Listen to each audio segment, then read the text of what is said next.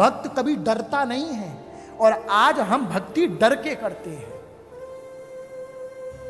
अपने आप से पूछो कि भक्ति में भाव ज्यादा है कि डर ज्यादा है। एक व्रत छूट गया तो उसमें कृष्ण मिलन की तड़पन नहीं रहती, उसमें भाव रहता है कि व्रत अगर नहीं करेंगे तो नरकगामी हो जाएंगे। और गोपियां कहती हैं, नारद जी गए श्री गोपियों के पास, ठाकुर जी के सिर में दर्द हो रहा था। श्री नारद जी महाराज एक बार द्वारका में पधारे, ठाकुर जी से प्रश्न किया, एक बात बताओ कि पटरानी कुछ भी करती हैं, आप हमेशा उनसे एक ही बात कहते हो कि गोपियों से ज्यादा नहीं किया, गोपियों से ज्यादा नहीं किया। अच्छी सेवा करती हैं लेकिन गोपियों से ज्यादा नहीं करती। आप अपनी पत्नियों को जलाते क्यों हो? ठाकुर जी ने सिर दर्द का बहाना लगा दिया। हे नारद, आज बहुत सिर में दर्द हो रहा है, कोई औषधि लेके आओ। औषधि लेकर के आए, ठीक नहीं हुआ। पूरे ब्रह्मांड के वैद्य को बुला लिया, कोई प्रभाव नहीं पड़ा। अंत में कहा, कैसे ठीक हो गए, आप ही बता दो। कहा कि कोई भक्त अपने चरणों की रज ला करके देगा ना, मैं प्रसन्न हो जाऊंगा, मैं प्रसन्न हो जाऊंगा। सभी भक्त के पास गए, निवेदन किया, पटरानियों के पास गए कि भगवान श्री कृष्ण के आपके पति के सिर में दर्द हो रहा है, कृपया करके आप अपने चरणों की रज दे सकती हैं, क्योंकि उन्होंने कहा है जो भी भक्त उनके चरणों की रज देगा, अपने चरणों की रज देगा, उनके सिर में दर्द खत्म हो जाएगा। पटरानी ने कहा, मैं क्यों दूं, मैं नरकगामी हो जाऊंगी। अरे वो पति परमेश्वर हैं, मैं नहीं दे रही। मना कर दिया। अनेक अनेक ब्रह्मांड पर घूमे, सभी ने मना कर दिया।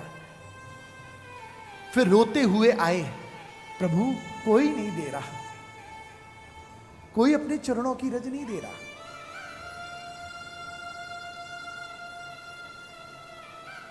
तो भगवान श्री कृष्ण ने कहा, कहां घूम के आए? सब जगह। सब जगह हुआ है? हाँ, सब जगह हुआ है। वृंदावन होके आए हो क्या? अरे वृंदावन ही भूल गया। अगर वृंदावन होकर के आते तो ये उत्तर लेकर के नहीं आते। वृंदावन जाओ। वृंदावन में प्रवेश हुआ, गोपियों से निवेदन किया, जो यमुना के तट का सानिध्य प्राप्त करके, जो शाम विरह में तल्लीन होकर के रुदन कर रही थी, वो रोती हुई, बिलकती हुई, तड़पती हुई गोपियों के श्री चरणों में निवेदन किया कि मैं द्वारका से आया हूं, कृपया करके छोटा सा निवेदन है, आप बोलो तो प्रकट कर दूं। करो करो करो, क्या है, जल्दी से करना।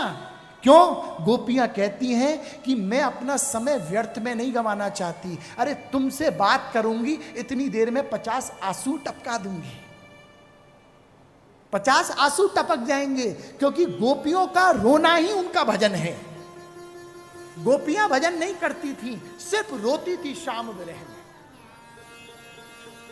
और एक एक बूंद कहती थी, ठाकुर हम तेरे विरह में एक एक बूंद बहा रहे हैं, हमें मालूम है कि गिन हम नहीं रहे हैं। मेरे आंखों से आंसू की जितनी बूंदें गिर रही हैं धरा पर, वो धरा पर नहीं गिर रही। जैसी धरा पर स्पर्श होने वाली होती है ना, तो तू अपनी अंजलि में ले करके उन समस्त बूंदों का हिसाब तू रख रहा है, इसलिए हम हिसाब नहीं रखते, हम हिसाब नहीं रखते। गोपियों से निवेदन किया कि भगवान श्री कृष्ण के सिर में दर्द हो रहा है, और भगवान श्री कृष्ण कहते हैं कि द्वारकाधीश जी कहते हैं कि कोई भक्त अपने चरणों की रज प्रदान कर देगा, जिससे वो अपने मस्तक पर लगाएंगे तो उनके चरणों का, उनके सिर का दर्द ठीक हो जाएगा। गोपी ने क्षण मात्र भी नहीं सोचा, तत्कालीन वो एक कदम पीछे हुई, अपने चरणों की रज उठाई और नारद जी के हाथ में पकड़ा दी और कहा कि जाकर के जल्दी जाओ और श्याम सुंदर के मस्तक पर लगा देना, उनका दर्द ठीक हो जाएगा। नारद जी महाराज कहते हैं कि आपको नरक में होने का आभास नहीं हो रहा, आप नरकगामी हो जाओगी, आपको डर नहीं लग रहा?